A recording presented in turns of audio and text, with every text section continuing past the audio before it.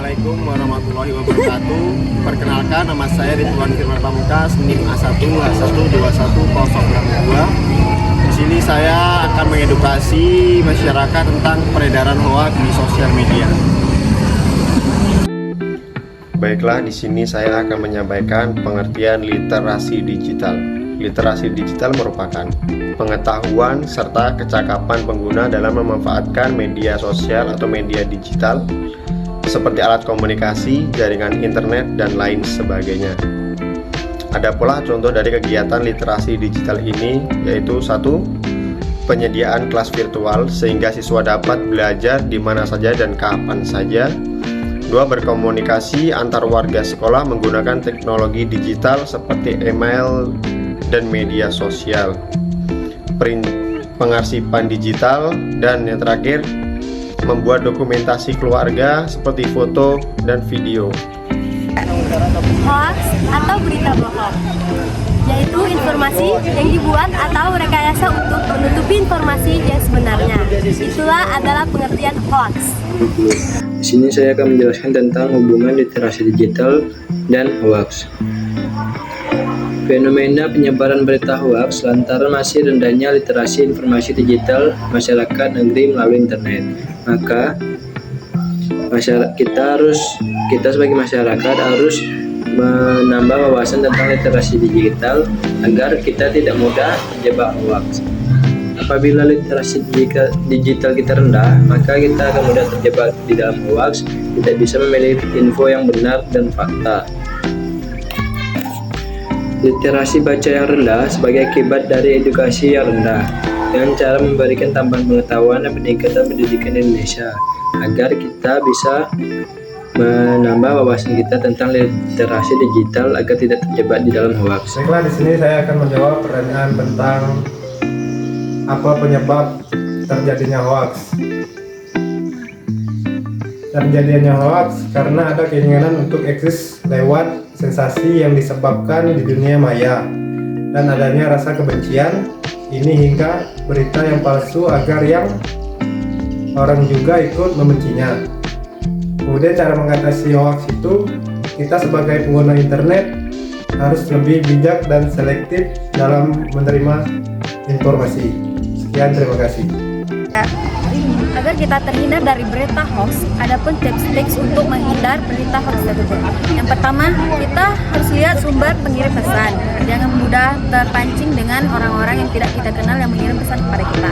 2. Cari informasi yang relevan dan terpercaya, seperti situs-situs yang kita percayai untuk berita. 3. Hindari komentar terhadap suatu informasi yang belum jelas kebenarannya. Jadi kita harus jadi seseorang yang cermat untuk komentar-komentar yang kadang negatif dan positif. Yang 4, hindari share informasi yang belum jelas kebenarannya. Yang 5, hati-hati dengan judul yang provokatif. 6, cermati keaslian foto jika disertakan. 7, ikut gabung dalam grup ikuti anti hoax. Yang ke-8, jangan mudah percaya dengan suatu hal tanpa melihat fakta. Yang ke-9, berpikir logis dan memiliki pendirian.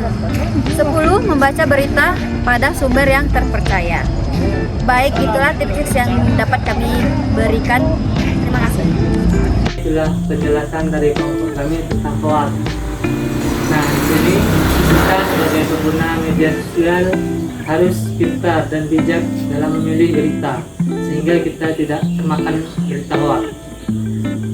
Di dalam ajaran Islam juga dijelaskan bahwa umatnya harus mengetahui kebenaran informasi yang didapat, sehingga kita dapat menyebarluaskan berita tersebut dan tidak termakan berita hoax. Kalau kita menyebarkan berita hoax dengan sengaja, kita dapat dipidana maksimal 6 tahun penjara dan denda paling banyak 1 miliar rupiah. Jadi kita sebagai masyarakat pengguna media sosial harus bijak dan stop hoax.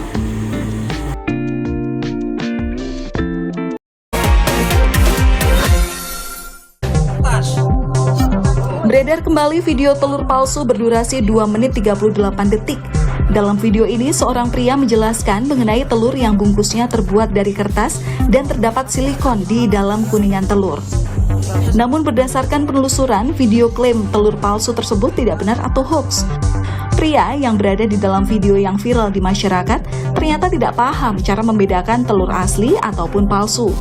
Pria yang seolah-olah ahli masalah telur ini bernama Syahroni. Ia berhasil membuat sebagian orang percaya bahwa telur yang didapat di Pasar Johar Baru, Jakarta Pusat adalah telur palsu berbahan silikon. Kompas TV pun sempat memberitakannya pada 28 Maret 2018 dan diunggah di akun YouTube dengan judul "Terbukti Hoax, Pembuat Video Telur Palsu Minta Maaf". Polisi dan Suku Dinas Ketahanan Pangan, Kelautan, dan Pertanian Jakarta Pusat pun melakukan uji laboratorium. Hasilnya, telur yang disebut palsu justru telur ayam yang berkualitas bagus. Kepala Seksi Suku Dinas Ketahanan Pangan Jakarta, Hasudungan Sidabalok, menjelaskan, makin kenyal kuning telur, kualitasnya semakin bagus. Terkait telur palsu dari Tiongkok memang ada, namun telur tersebut tidak untuk dikonsumsi, melainkan hanya sebagai mainan anak-anak. Jadi klaim video penjelasan telur palsu yang beredar di Jakarta tersebut tidaklah benar atau hoax.